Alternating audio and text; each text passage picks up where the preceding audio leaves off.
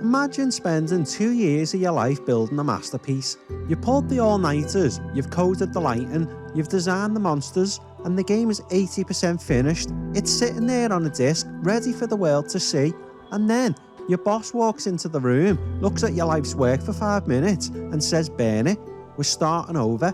Most game studios would go bankrupt, most developers would quit the industry, but for Capcom, that isn't a disaster, it's another Tuesday. Welcome to the Index Archive, I'm Parasine, and today we aren't looking at the games we bought at the store, we're looking at the ghost games of Resident Evil Biohazard. We're talking about the sequels that were deleted weeks before launch, the protagonists who were erased from history, and the terrifying what-ifs that were deemed too strange, too stylish, or just plain too broken to survive. From a massive, cybernetic tank man who almost replaced Chris Redfield, to a haunted castle filled with blue ghosts that eventually gave birth to Devil May Cry, the history of the franchise is written in the wreckage of its own failures.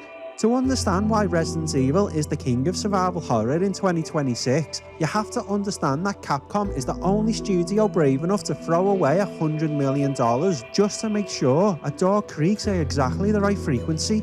This is the secret history of the games that were never meant to be played.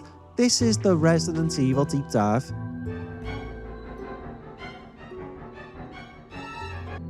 日本映画の面白男伊丹十三があのスイートホームのファミコン化に成功したぞ。呪われた屋敷に閉じ込められてしまった5人のテレビ取材班。この5人を操作して1人でも多く脱出させるのが君の使命だ。じゃあスイートホームザ・ファミコン、心の力を私にください。心の力。 In 1989, long before the PlayStation was even a blueprint, Capcom released a game in Japan that shouldn't have worked. It was called Sweet Home, and it was a tie-in for a Japanese horror film of the same name. It was a top-down 8-bit RPG where a team of 5 people entered a decaying, trap-filled mansion to document the freeholds of a dead artist. On paper, it was a standard Famicom title, but in practice, it was the most terrifying thing on the market. It featured a permanent character death, a limited inventory system that forced you to leave items behind, and door loading animations that were used to hide the hardware's struggle to load the next room. Sweet Home was a masterpiece, but it was trapped because it was a licensed movie property. Capcom couldn't easily port it to the West or bring it to the next generation of consoles without a legal nightmare. In 1993, a young developer named Shinji Mikami was handed a mission by his mentor, Takura Fujiwara. The mission was simple: take the bones of Sweet Home, the mansion, the door loading screens, the puzzles, and the oppressive atmosphere, and rebuild them for the upcoming Sony PlayStation. But there was a catch. This wasn't just a remake. Capcom didn't have the rights to the Sweet Home name for a global release, and they certainly didn't have the budget for a massive cinematic epic. Mikami was essentially told to hide the homework. He had to take a 2D RPG about ghosts and freakos and somehow turn it into a 3D horror experience that felt original, all while working with hardware that no one quite understood yet. This is where the first discarded plan of the series was born. Resident Evil wasn't supposed to be about zombies, and it wasn't supposed to be about a pharmaceutical company. It was supposed to be a first-person supernatural thriller. Mikami's original version was a ghost story, a direct 3D evolution of Sweet Home where you'd fight poltergeists in the dark. But as the polygons started to render and the limitations of the PS1 became clear, the ghosts were exorcised. The supernatural was discarded for the biological. The first-person camera was tossed in the bin for fixed cinematic angles, and a legendary franchise was born, not from a spark of inspiration, but from the ashes of a movie license that Capcom couldn't legally keep.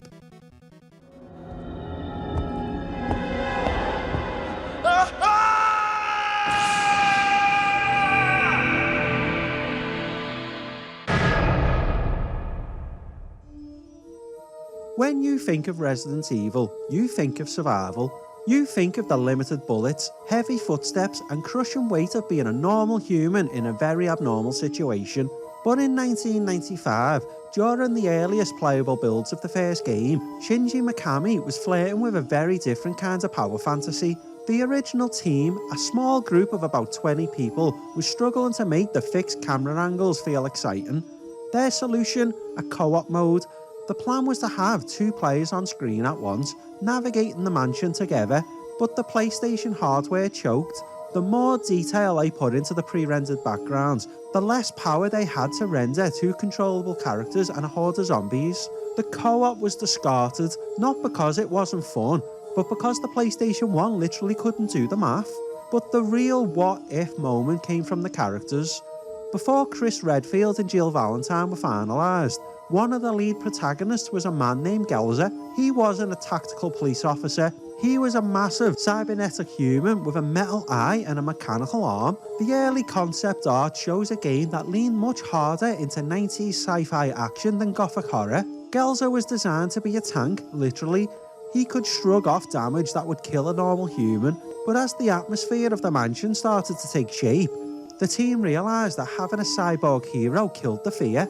You can't be scared of a zombie if you can punch its head off with a hydraulic fist. Elza was tossed into the bin, and his strength was split between Chris and the supporting character Barry Burton. And then there was the sequel that almost happened before Resident Evil 2. Immediately after the game was a surprise hit, Capcom greenlit a project called Resident Evil Dash. The plan was to reuse the mansion assets, the dining room, the halls, the underground labs, but set the game several months later. You would play as a new team exploring the ruins, fighting plant-based creatures that had overgrown the estate. It was essentially a remix expansion, but the developers grew bored of the mansion. They wanted a city, they wanted a police station, they wanted something bigger. Resident Evil Dash was scrapped within weeks, but its biological DNA, specifically the plant monsters, would eventually mutate and find a home in the Plant 42 lore and the later Outbreak files. Capcom had found their rhythm. If an idea didn't scare them, it didn't stay, and they were about to apply that ruthless logic to a game that was almost 80% finished.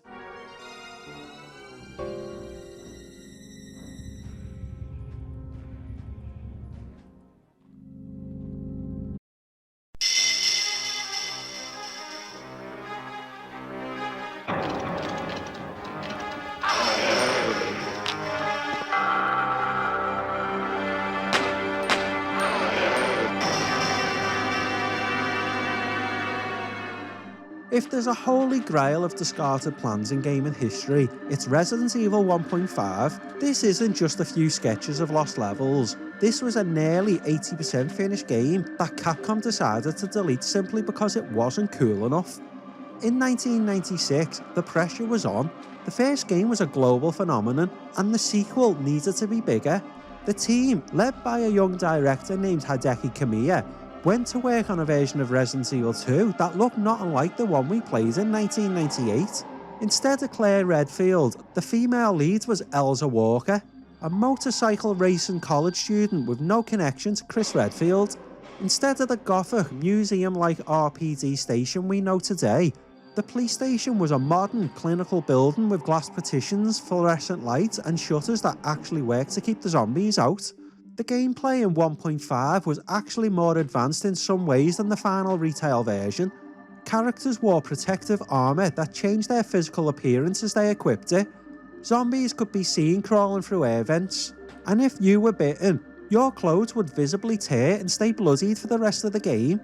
But as the project hit that 80% mark, Shinji Mikami stepped back in as a producer and hated what he saw. He felt the environments were too sterile. He thought the story was too conclusive, leaving no room for the franchise to grow. He looked at Elza Walker and felt she lacked the emotional stakes of searching for a lost brother. In a move that would bankrupt a smaller studio, Capcom didn't just tweak the game, they burnt the disc. They discarded the modern police station, the armour system and Elza Walker herself. They brought in professional screenwriter Noboru Sugimura to rewrite the entire plot, creating the zapping system and turning the police station into an old converted art museum to give it that Spencer Mansion atmosphere. Elza was redesigned into Claire, the modern RPG was demolished for the gothic masterpiece we love today, and the Gorilla Man boss fight was replaced by a terrifying William Birkin. 1.5 became a legend, a ghost game that fans would spend the next 25 years trying to reconstruct from leaked development builds. Capcom had proven they were willing to kill their darlings to achieve perfection. and they were about to get even weirder with the hardware they chose for their next do-over.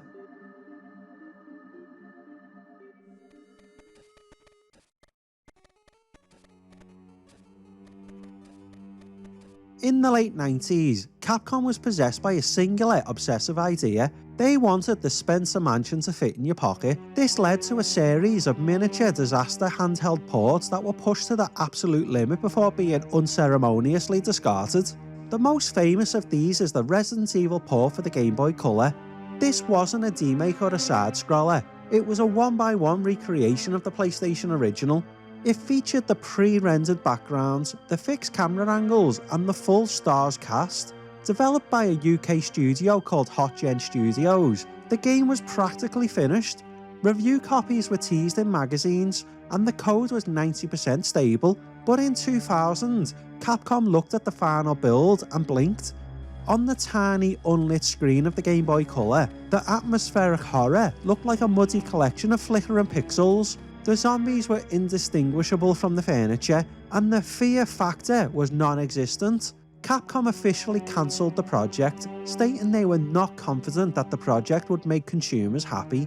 They threw away a finished game because it didn't meet the brand standards of atmosphere. But they didn't stop there. When the Game Boy Advance launched, Capcom tried again. They commissioned a tech demo that used revolutionary Mort engine to render 3D environments on a handheld that wasn't designed for it. The footage is haunting. It shows a 3D Leon S. Kennedy walking through the RPG halls with a level of fluidity that seemed impossible for 2001. Yet again, the plan was discarded. The technical overhead was too high, and the project was mutated into Resident Evil Garden, a top-down boat mystery that fans generally consider a fever dream. Capcom's ambition to shrink the horror was constantly at war with the hardware of the time. They wanted the prestige of a technical marvel, but they weren't willing to sacrifice the Biohazard identity to get there. It was a cycle of starting, perfecting, and then panicking. A cycle they were about to repeat on the most unlikely console of them all.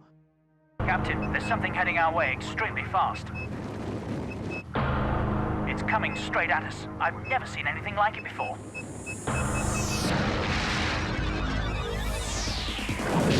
Action. Racing. Fun. Adventure. Nintendo 64, the fastest, most powerful games console on Earth, now at $99.99. Before it became the high-definition pre-rendered swan song of the GameCube, Resident Evil 0 was a Nintendo 64 game, and no, I'm not talking about a remake or a port, it was the lead platform. In 1999, Capcom was obsessed with the N64's lack of loading times. They wanted to create a partner zapping system where you could swap between Rebecca Chambers and Billy Cohen instantly, without the dual loading screens that had defined the series. The N64 prototype was far more than just a tech demo. It was a fully playable version of the Ecliptic Express train and the Umbrella Research Centre. The N64 version of the train was a claustrophobic nightmare. Without the soft lighting of the GameCube remake, the zombies looked more skeletal, and the gore was more pronounced. Capcom even planned a unique link cable feature where you could plug your Game Boy Color into your N64 to transfer items and health, a discarded plan that was years ahead of its time. But by the late 2000s, Capcom hit a wall, the N64 was dying, and the 64MB cartridges simply couldn't hold the amount of data Shinji Mikami wanted for the cinematic experience. The project was put on ice, the N64 version was scrapped, and the team was told to wait for the Project Dolphin, the Nintendo GameCube. The N64 Resident Evil 0 remains one of the most complete lost games in the archive, a cartridge-based horror that was just too big for its own box. This is Rebecca. Over.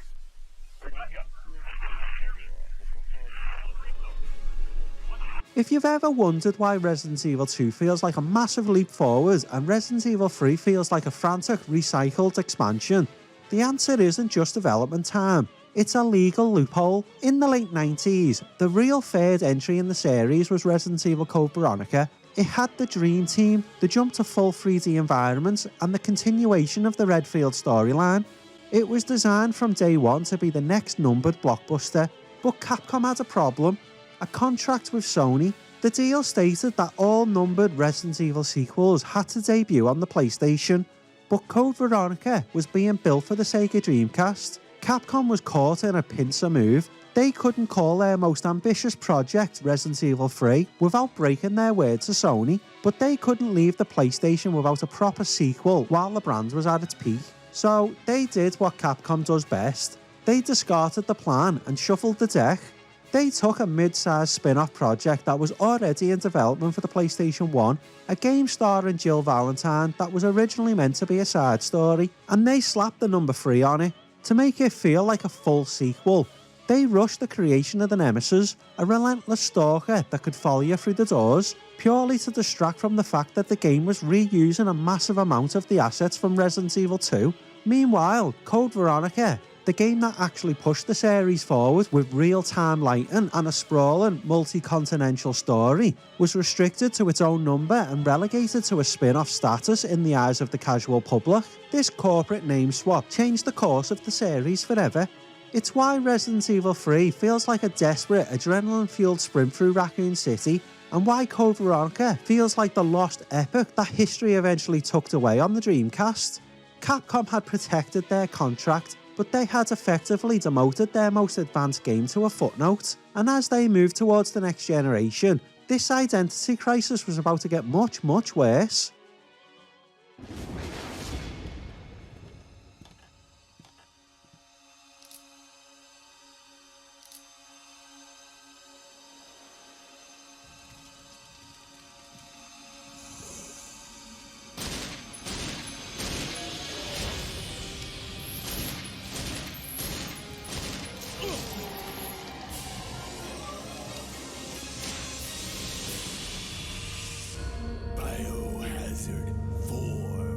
By 2002, the classic Resident Evil formula was starting to show its age. The pre-rendered backgrounds and the tank controls that had defined a generation were beginning to feel like a relic. Shinji Mikami knew the series needed a revolution, but before he found that over-the-shoulder camera that changed gaming forever, he led his team into a dark, supernatural forest. This is the era of Resident Evil 3.5. The original plan for Resident Evil 4 looked not unlike the rural Spanish village we eventually got. It was set in a sprawling Gothic castle in Europe, and it featured a version of Leon S. Kennedy that was infected with a mysterious virus that caused him to hallucinate. This build, often called the Hookman version, was a masterpiece of atmosphere. The screen would distort, the colours would drain away, and Leon would be stalked by a blue tinted ghost wielding a massive meat hook. As Leon explored the castle, suits of armour would come to life, and possessed dolls would giggle in the shadows.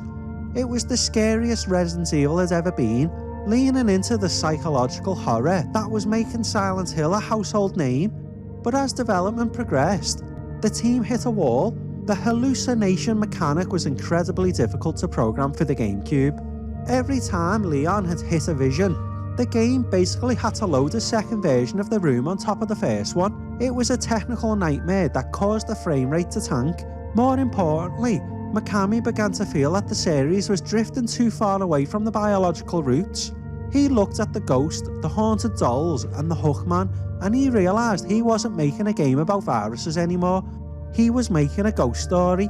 In a move that has become legendary in Capcom history, he discarded the castle, he discarded the ghosts, he discarded years of work on the Fog engine. He decided that if Resident Evil was going to survive, he had to stop looking backwards at the mansion and the supernatural and start looking forward at something faster, leaner, and more visceral. But the work wasn't entirely wasted. While the Hookman died in that castle, the stylish action that they had prototyped earlier was about to take on a life of its own.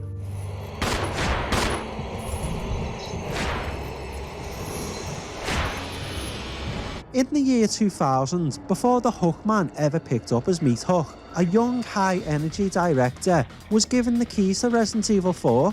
Kamiya was the man who had saved the series before by turning the wreckage of 1.5 into the masterpiece that was Resident Evil 2, and Capcom expected him to do it again, but Kamiya didn't want to look back. He wanted to go fast. His vision for the fourth entry evolved into a protagonist named Tony. a man with superhuman biological augmentations that gave him incredible speed and strength. The setting was a gothic European castle, and the mystery revolved around Tony's own origins. But as the team started building the combat, something strange happened. Because of a bug in the physics engine of Onimusha Warlords, the developers discovered that they could juggle enemies in the air by hitting them repeatedly. Kamiya loved it. He started leaning into the cool factor, adding stylish swordplay, twin pistols, and a camera that moved dynamically to follow the action. When Shinji Mikami walked into the office to check on the progress of his horror franchise, he didn't see a survival horror game. He saw a high-octane action spectacle. The atmosphere of dread was gone, replaced by a protagonist who didn't fear the monsters. He mocked them. Mikami made a radical call. He told Kamiya that the project was a failure as a Resident Evil game.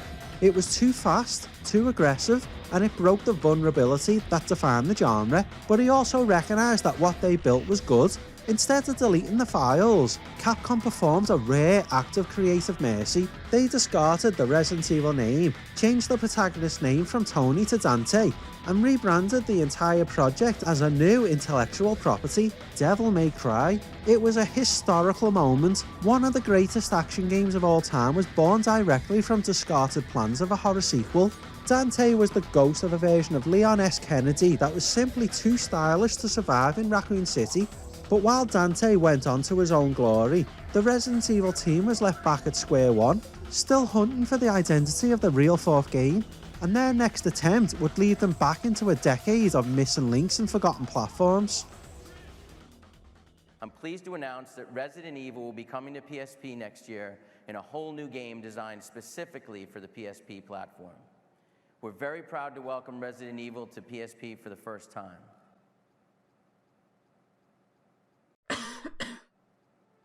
As we move into the mid-2000s, the Index archive starts to look less like a series of prototypes and more like a graveyard of broken promises. This is the era of the missing links. Projects that were announced to massive fanfare on the world stage, only to be discarded so thoroughly that not even a single screenshot remains in the public record.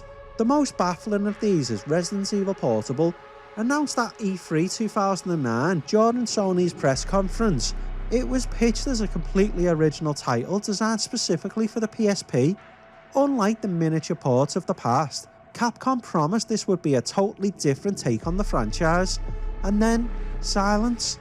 For 15 years, fans have waited for a leak, a piece of concept art, or even a title, but Resident Evil Portable was discarded before it could even breathe. Rumours suggest it was a victim of the PSP's struggling sales in the West, or perhaps a victim of Capcom's own internal reboot of Resident Evil 6. It is a case file with no evidence, a phantom game that exists only in the 2009 press release.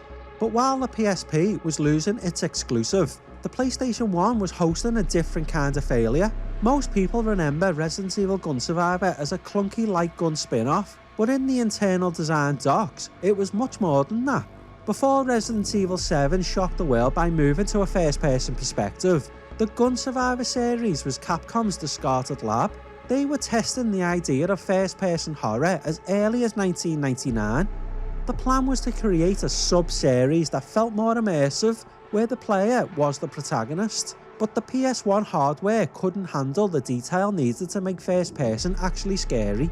The environments looked blocky, the enemies lost the scale, and the tank control movement felt even worse when you couldn't see your own feet. Capcom discarded the immersion and leaned into the arcade shooter vibe just to get the game out the door. It would take nearly 20 years for them to pull those first-person notes back out of the trash and realise that the plan wasn't bad. It was just 2 decades too early.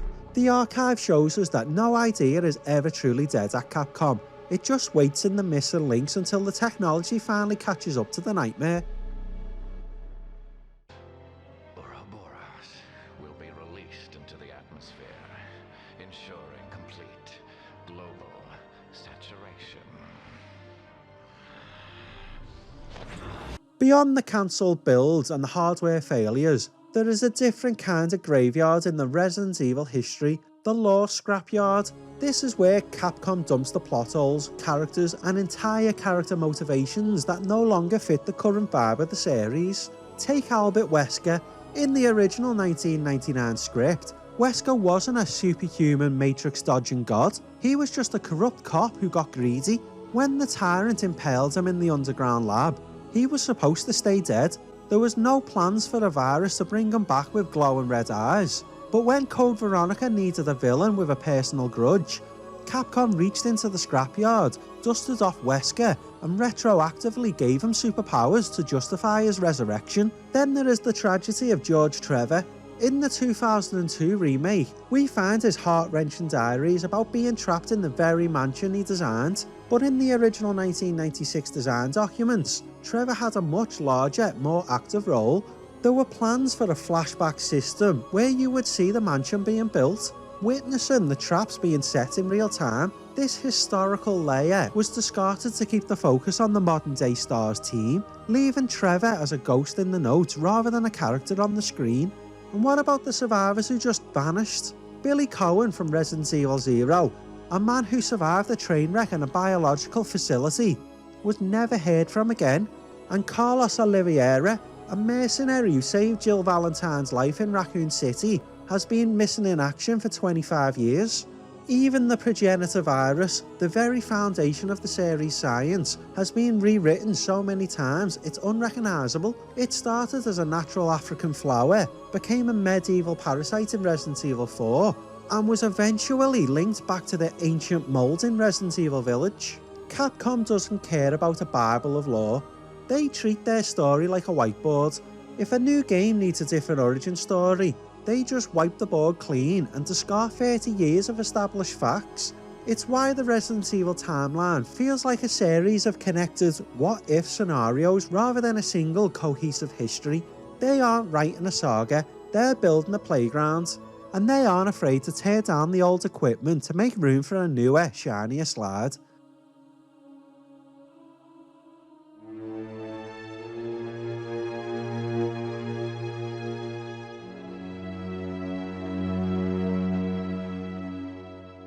すべてのゲームファンを恐怖に陥れたサバイバルホラーバイオハザード。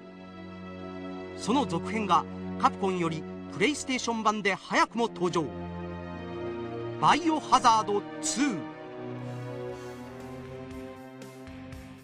When we look back at the index archive for Resident Evil, it's easy to see it as a trail of wasted potential. We see the 80% finished code of 1.5 rotten on a disc. We see the haunted atmosphere of the Hookman Castle abandoned for an action-packed village. We see the missing links on the PSP and the N64 that never got to show the world what they were capable of. But there is a human element to this destruction that we often overlook in the world of corporate game development. In an industry that is obsessed with sunk cost fallacy, where a company will release a broken, unfinished or boring game just because they've already spent $50 million on it, Capcom is the outlier. They are the digital equivalent of a sculptor who gets 3/4 of the way through a statue, sees a tiny crack in the marble's soul, and smashes the whole thing to start again. That takes a terrifying level of creative conviction. It's easy to make a sequel. It's hard to look at a nearly finished masterpiece like Resident Evil 1.5 and say, this is good, but it isn't Resident Evil. It's hard to take your most stylish prototype and give it away to a different franchise like Devil May Cry, just to protect the vulnerability of your horror brand. The reason Resident Evil has survived for over 30 years, the reason it transitioned from the clunky tank controls of the PS1 to the terrifying VR first person of modern era, is because Capcom isn't afraid of the trash bin. They understand that good is the enemy of great. By discarding the Ghost, the Cyborgs and the modern PlayStations, they forced themselves to find something better. They didn't just build a franchise, they curated a legacy through the process of brutal, honest elimination. So the next time you're walking through the dark hallway in a Resident Evil game, just remember, for every shadow you see, there are a dozen Ghost games that were deleted so you could have the specific moment of fear. The Biohazard files aren't just a list of failures. They are the blueprints of a series that was willing to die 1,000 times to get the nightmare right. Some nightmares are better left on the cutting room floor. Case file Biohazard closed. I'll see you on the next one.